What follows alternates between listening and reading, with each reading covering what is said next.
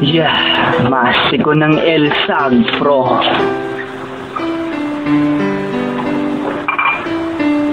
Yeah.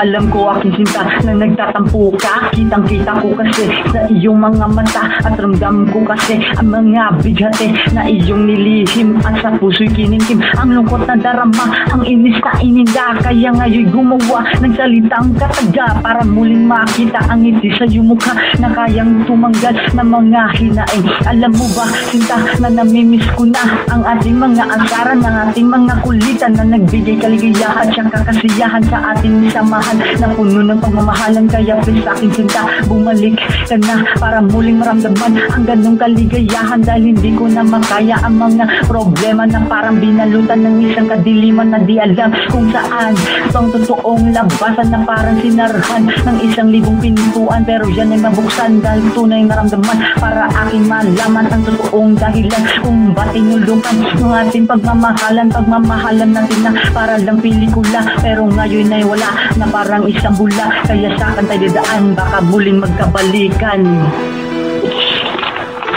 Kaya patawad sa lahat-lahat ha. Para nga pala sa'yo to, sana magustuhan mo. Yeah.